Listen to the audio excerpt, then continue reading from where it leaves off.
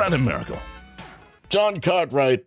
We've both been playing the brand new, hotly released Rhythm Tengoku Miracle Stars. Yes, my favorite game, Rhythm Paradise Groove. Yeah, or Rhythm Paradise World. Is that what it's called in Korea? If it isn't, it is now. Yeah. Basically, Rhythm Heaven Groove for most of America, different names everywhere. But it's been a long time since this series has graced us. The last time it did was a compilation game, which did a few new things, but it was mostly just taking everything from the GBA game and the Wii game and the DS game and merging them together. And the reason for that is because the creator behind this franchise has been fighting cancer for a long time. Mm-hmm. So he couldn't make an original game then. And it's gone on decades now since we had Fever, the last truly brand new one on the Wii. And we're finally here again with Groove. And it just feels like we're back. It just feels like there's been no lull. We're just back to the quality we were at again, which is all I could hope for. But it's surprisingly packed with just endless stuff. But Brand, I want to get your perspective first.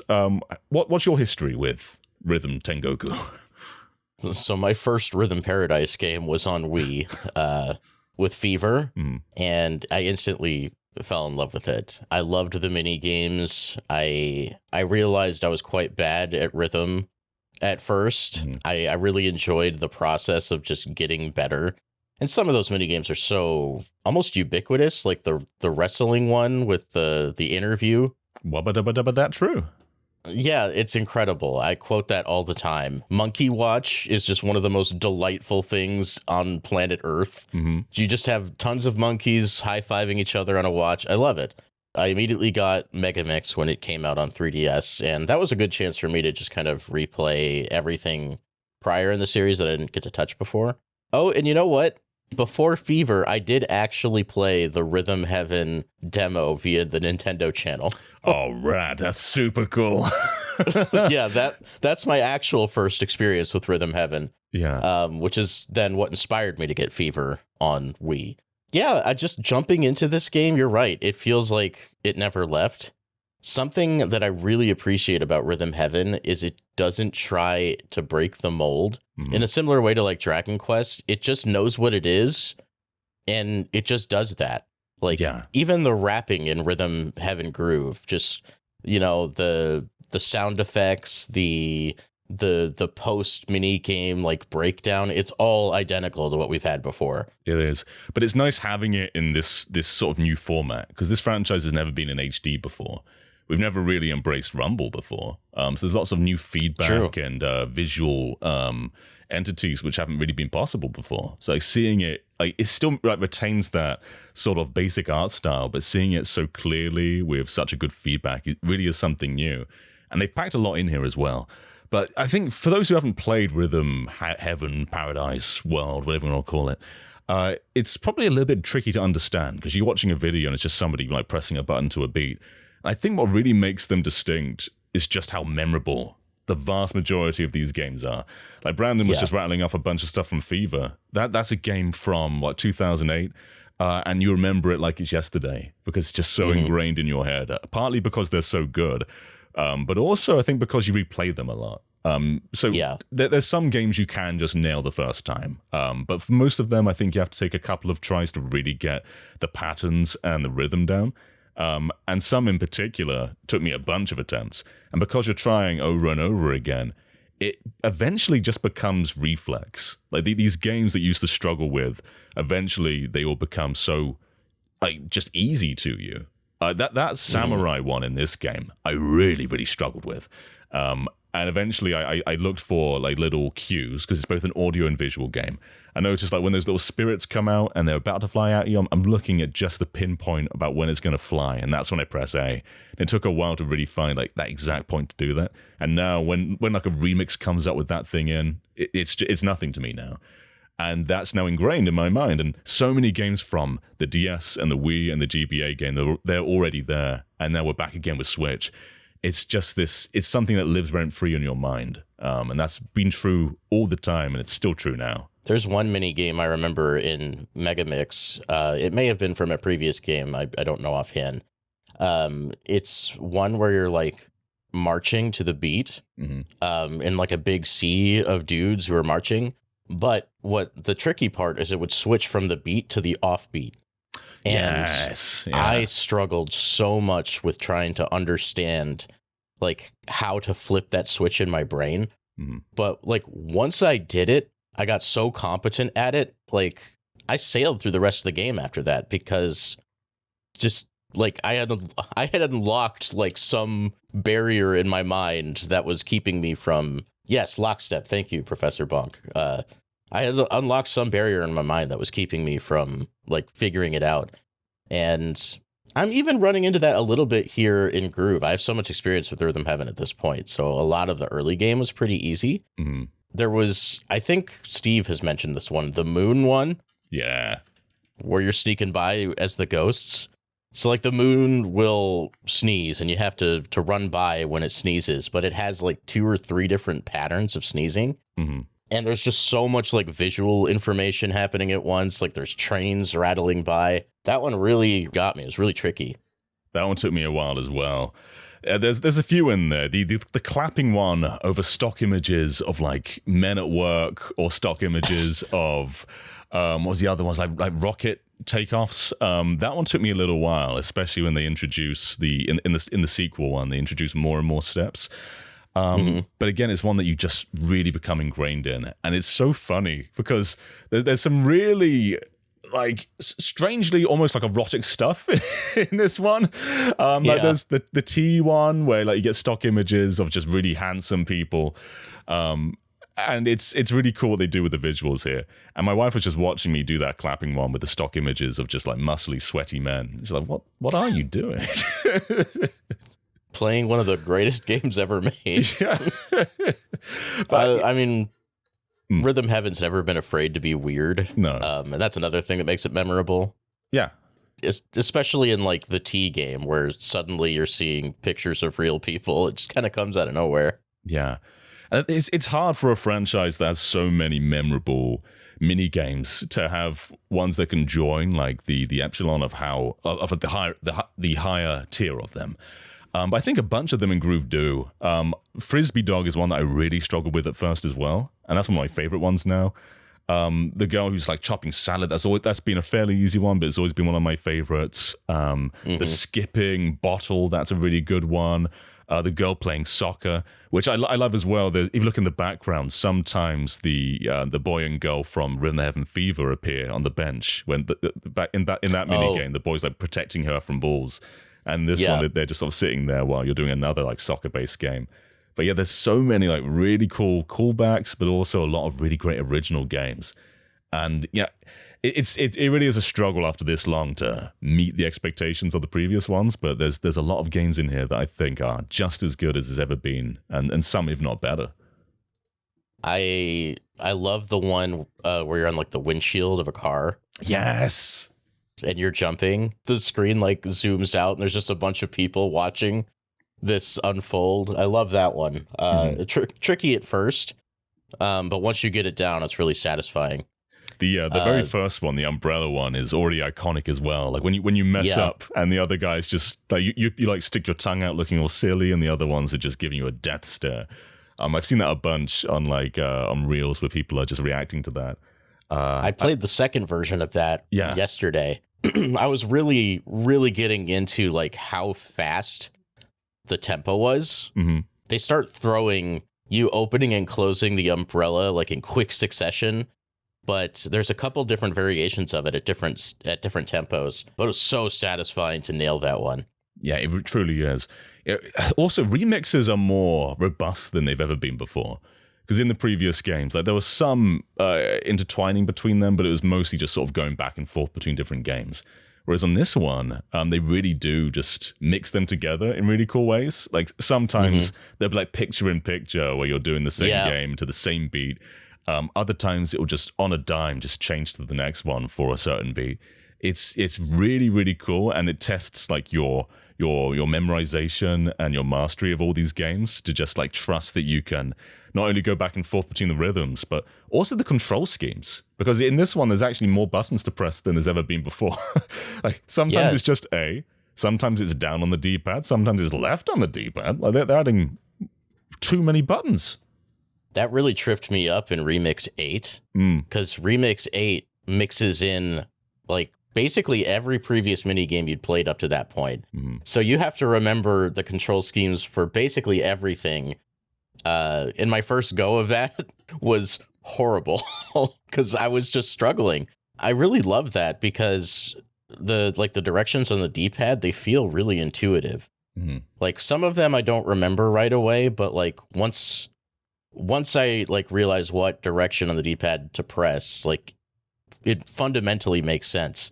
Yeah. Like the one where you're the 4 like Daruma dolls and you're like hopping along. So you have to roll by pressing right on the D-pad, but they roll to the right, so it makes sense. Exactly. They usually do it like that, where it's like one belongs to one hand, one belongs to the other hand. So like for the clapping games, like the left on the D-pad is left hand and A is the right hand. It's also funny, they advertised a lot of these games on their socials that don't appear until like way later in the game. Because the flip side is what you get after completing like the first set of mini games. And most of the flip side is sequels, but not all of them. There's also some brand new ones in there. And games like the skipping rope with the girl in the water bottle and the bird that flaps its wings, they've shown that a lot on socials and in trailers. Like that's like near the end of the game. So they still have a lot of surprises in store, like well up until the end. But this really isn't the kind of game that you just finish and move on from. Because you can finish a game, but that's not the end of it. You've got to go back and get medals to unlock more stuff, or just to tick that completionist mindset of perfecting every game, which is incredibly rewarding. Yeah, basically, like every once in a while, the game will highlight one of the previous minigames you've beaten and give you the option to perfect it. You have 3 chances, and you'll unlock something in the toy box if you do it. Yeah. I'm of two minds about this. Like on my first go, a lot of the mini games in like the first maybe 3 or 4 like stages I perfected just naturally, but I don't get the reward for it because I wasn't asked to do it yet. Oh, sure, yeah. But then you get asked to do it, and now the pressure's on. Yeah. Because you've got 3 attempts to do it before it's too late. Yeah. But I think that's kind of smart. Because they're like, yeah, you perfected it that one time, but can you do it now? It also serves as like a nice break in the action. Like instead of just pressing forward, like a perfect will show up somewhere, and now you can go back and kind of try and focus on that for a little bit before you keep going. Professor Bonk's mentioning Rainbow Perfects in night mode. Like there's definitely a bit of repetition unlocking that stuff, but personally speaking, I'm mostly just like after all the medals, perfecting everything if I want to, but there's so much in this game, like deceptively so. There's like every rhythm game, which there's a lot of, and then there's replaying those mini games. Then there's also the extra games, and the rhythm one is the RPG one is crazy because that could be its own game. Have you played the RPG mode yet, Brandon? Because it's absolutely nuts. I watched my wife play like the first couple levels of the RPG mode. I was waiting until I got further in the game so I could play more of those up front. Sure, yeah. Yeah, because you unlock them through getting more medals, yeah. Yeah, so I haven't gone into it myself yet, but I watched her play it, and it looked really cool. Yeah, so basically it's like regular turn-based battles, apart from there's like a 4-directional ring that goes round and round, and you can do spells by doing different inputs. So like B and then A on another ring gives you the firepower, and then B and then down and A is healing. So you've got to keep trying to do all these moves to a beat, and it really could be pulled off in a full-fledged RPG. It's that good. It's just really addicting. It is just battle after battle after battle, but the blueprint is there for something way bigger than that. So I really hope this becomes something in the future, like its own little rhythm spin-off RPG, because the combat's really, really fun. I mean, there's precedent for it. You have games like Patapon and even Taiko no Tatsujin has done RPGs before. Totally. Yeah. So I'd love to see that. I'm right there with you. I've had a lot of fun just digging into the toy box and playing with some of the experimental stuff. There's one where you're like on a swing and you have to swing back and forth to the beat so that you get more power. Yeah. And then at the center of your swing, you have to press A to launch your shoe as far as you can. It's almost like a home run contest. Yeah, it is. In Smash. Yeah. I love all those little kind of quirky mini games to play. There's the owl one where you're like the baby owl and you have to mimic your mother. Mm-hmm. And it gets like crazy hard the further you go. Have you played any of those? I've played all of those ones that you just mentioned. I was playing with my kids earlier, it was one of the first ones you get, which was the one where there's just a beat going on and there's a bunch of different characters just clapping to the beat. And you've got to figure out which one's actually clapping. Getting my kids to join in on that was really fun. They're just like shouting at which one they thought it was. And that's great. And beyond all this toy box stuff and these extra games and the main games, there's also the multiplayer games.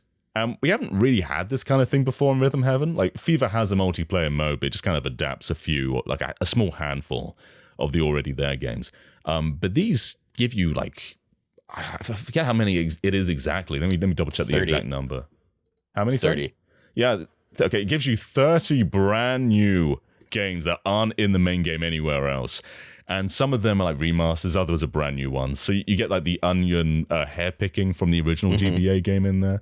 And you get others where some are quite precise. Like the Onion one, you have to get perfect, otherwise you're out. So like one person has to go and the next person has to go. And if you both miss, the game's over. But if one of you manages to pluck it, you can keep on going. Other ones are more forgiving, and other ones are just kind of like regular single player ones. But you're either competing, you're either cooperatively working together or trying to survive. Is the basic gist between all of these. But they are just as good as the main games. And if you're good enough, and you hold like a Joy-Con in each hand, you can do it on your own, which I guess is for the best because there is some mandatory 100% stuff in here. So you kind of need someone else or to be really good at the game to do absolutely everything. But these are totally worth it. These are really fun. I have only played the Onion one with one other person. I really want to save the mode for when I get a group together. Yeah. And we can just go through it. But what I played, I really enjoyed. Megamix on 3DS had a fairly fleshed out multiplayer mode, but if I remember right, you're just playing the single player games jointly. I believe so, yeah. But here, like, these are wholly unique for multiplayer, and I'm so glad that they did that because I remember Fever had a couple of things, but it was very sparse. Yeah. This feels like it's just as important as the rest of the game, and I'm really happy about that. It's really nice. It's 4 players, well, not just 2 player, 4 player. So you can get a whole bunch of people together. You can fill in some CPUs as well. But it's truly just a wonderful extension of the main game rather than some little side thing. And I'm just shocked about how much stuff is in here, because this is a budget game. It's like, what, $40 on the eShop? And in that, you get a lot of just really polished, full-fledged single-player games, a bunch of really cool side modes, and then just a really robust multiplayer that's just as good as the single-player. And many of these games are some of the best in the franchise. A few of them are, like, whatever. That's always the case. But yeah, some of these really do stand upon the greats that Rhythm Heaven's always had. And yeah, I couldn't be more happy with how this turned out. Yeah, they gave us the most fully featured Rhythm Heaven game for $40. Yeah. There's not much negative to say about it. It's just really good. Yeah. It's interesting to look back at the reveal trailer because some of the art styles were different then. It's like how much changed in development since that time. And I kind of liked what they were going for there, but you get something that's very familiar and homey with this original art style. So even though we have like a glimpse of what we could have had, I still love what we got in the end. And I really struggle to criticize this one because there's really nothing that I like latch onto as being flawed. I just had a fantastic time. It's that rare game where a big publisher has bet on a niche idea and they've put their heart into it. And you can definitely feel that with the director returning again. Because it's been a long time since Fever. And it's just, they did everything they could have done, I feel. I mean, I said it earlier, but Rhythm Heaven is a series that just sticks to its guns. It knows what it does best, and it just innovates in small ways while keeping the experience very true. And that's the case here. In some ways, if all the classic games had also been included, this would be like the ultimate, the Smash Ultimate of Rhythm Heaven almost. Yeah. As Professor Bonk mentions as well, there's also audio descriptions. I only had the robotic reading out text voice, but there's also an option like to give you basically AD audio descriptions of what's going on, which is really cool. So Rhythm Heaven is the kind of game you can play with visually impaired because the beat is the main part of it. Visuals help, Right. But having that audio description, I've not tried it myself, but how cool to have that in there. Yeah, Nintendo has been doing a lot more interesting, cool, like accessibility stuff recently. Audio description, I feel like, is one that gets left out of the conversation a lot when you're talking about these other like bigger games. I think they have the modes, but it's usually not, I don't know, not as like pronounced as it is here. Yeah. And I think they're using the same technology as like Tomodachi. They said they are, yeah. And another cool part of that too, actually, is in the multiplayer, they call out the user person's names. Like you attach your user profile to like player 1, player 2. And it's like in the Onion one, they'll go like, it's John's go or it's Brandon's go in the robotic voice, which is, that's kind of cool. Yeah, it kind of reminds me of Tetris trackers, which sure, yeah. you could release that now, Nintendo, if you want. You've got the tech. What's stopping you, huh? I think if the only like true criticism I could levy against the game, and even then it's just a nitpick, is that main menu kind of sucks. It's like a callback to the original where it's very basic, but I think they didn't have to do that. It is just like it's like a dev menu, isn't it? I remember seeing it in the demo, and I'm like, "Oh, this is clearly just for the demo, right?" Yeah. And then no, that's just how it is. Like it's straight to the point. You can't really complain. But it does feel a little odd when the rest of the game is just like oozing creativity. Yeah, I feel that for sure. But otherwise, man, I loved this. It's just one of the most nice feeling games this year so far. There's been lots of great games, but this one just feels good. It just feels nice to play it. Like there's no harsh feeling. It's just that from beginning to end, there's challenges in there. It is going to challenge you, but it feels like home. Just playing it over and over again. I struggled to stop. It's what I needed right now. In a sea of very like just safe games or the industry imploding and all that stuff, you get something that is unlike anything else right now, especially from a major publisher. And I found it delightful. It's the same way I describe Dragon Quest. It's just a purely happy game. Mm-hmm. It will draw the joy out of you. And yeah, it really couldn't have come at a better time. I think I replied to you on Bluesky and said happy game, no sad allowed. Yeah. Well, if you had to put a number on this out of 10, what would you give it? Because I struggle so much at this point. This is a hard game to put a number on because we've just been talking about like what flaws are there. But still, how do you put a number on this? This is so hard. I'm totally right there with you.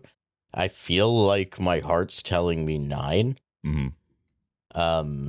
Because I'm just enjoying the game. There's really not much bad to say, but maybe I wouldn't give it a 10 because it doesn't do anything crazy, new or different for Rhythm Heaven. Not that that's necessarily a bad thing, but I don't know.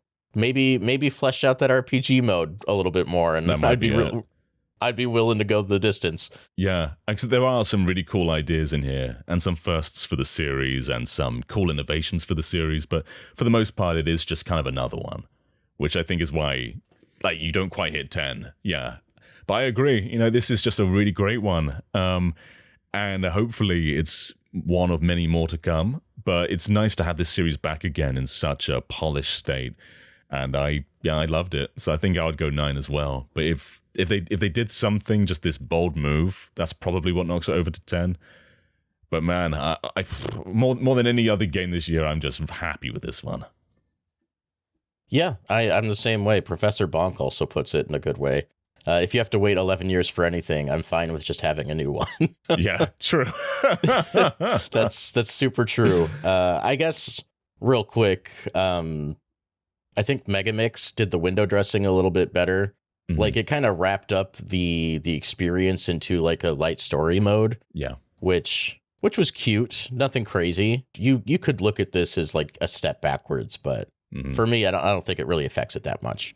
No, it would be nice to have some kind of story there, but it's also nice just to go from game to game, just without that downtime. Yeah. But yeah, I think we agree that this is probably a 9 from us, and it's been a really nice return to form and a nice return to Rhythm Heaven, or Rhythm Paradise, or Rhythm Paradise World, or Rhythm Tengoku Miracle Stars. They made the game for me. Yeah, exactly. Well, thank you for watching, everybody, and thank you, live audience, for joining us. It's been really nice to record this with you and have your input alongside what we're talking about. So thank you, and if you want to join that little box down there, the live audience one over there, you can by supporting us over on Patreon, where you can watch anything we record as a discussion live as we do so. So consider it, and we will catch you next time. Bye-bye, everybody. Bye.